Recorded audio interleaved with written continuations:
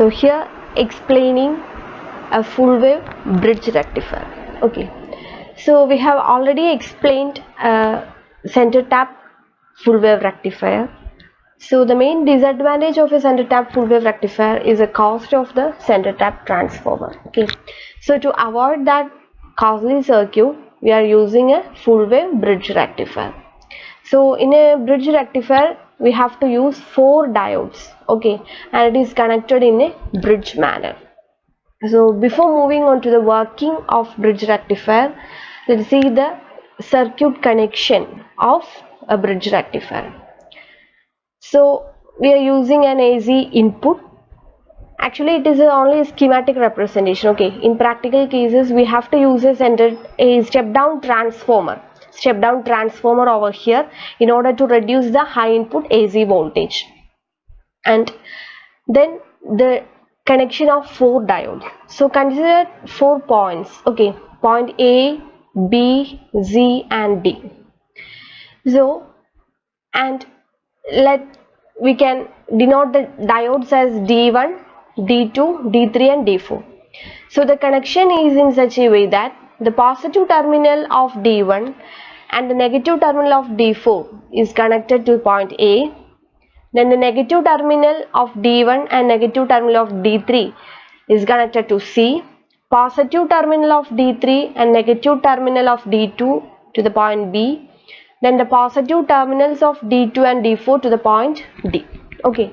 Then the load resistor is connected in between the points C and D. And the particular AC input source is connected between the points A and B. Okay.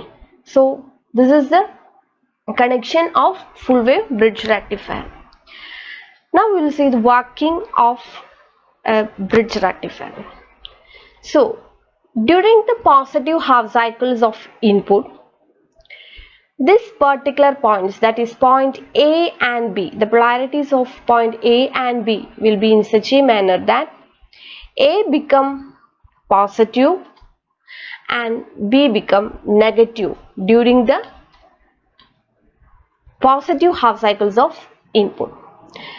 So as this point become plus and this become minus, 2 diodes become forward biased and 2 diodes become reverse biased.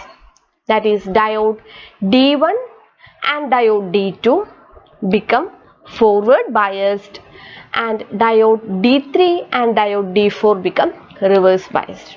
Okay, that is during the positive half cycle. Diode D1 and diode D2 become forward biased. As diode D1 and D2 are forward biased, the current flow through that 2 diodes, that is D1 and D2, in this direction, that is current flow through point A, that is D1, then through the load resistor, then through D2 and ends up over here. Okay, this is how the current flow through the circuit.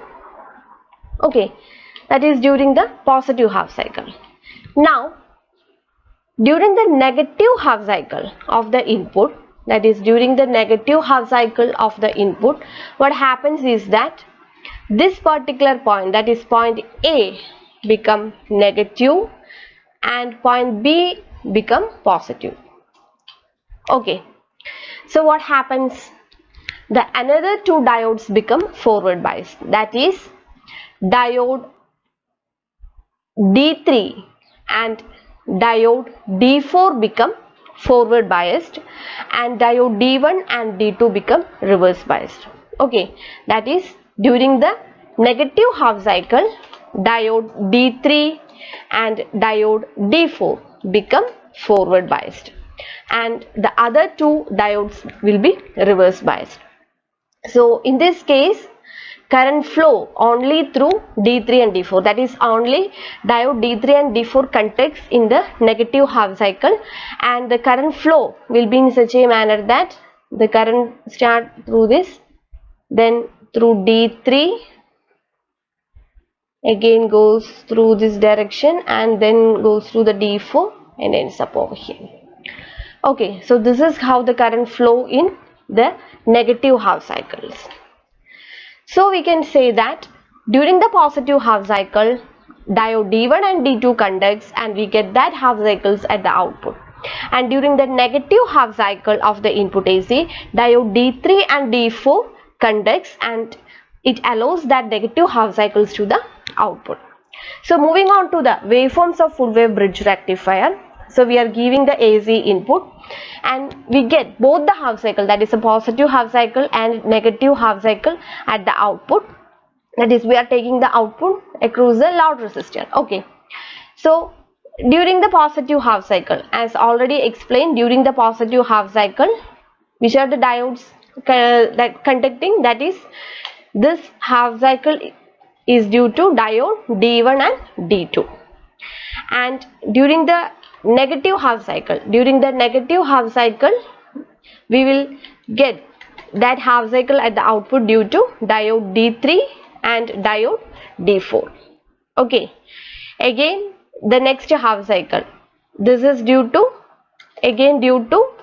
D1 and D2, and the next half cycle it is due to D3 and D4, and it continues. Okay, so this is how we get the both half cycle, that is, we get both the half cycles at the output, positive half cycles by D1 and D2 and the negative half cycles by D3 and D4. Okay, so that's the working of a full wave bridge rectifier.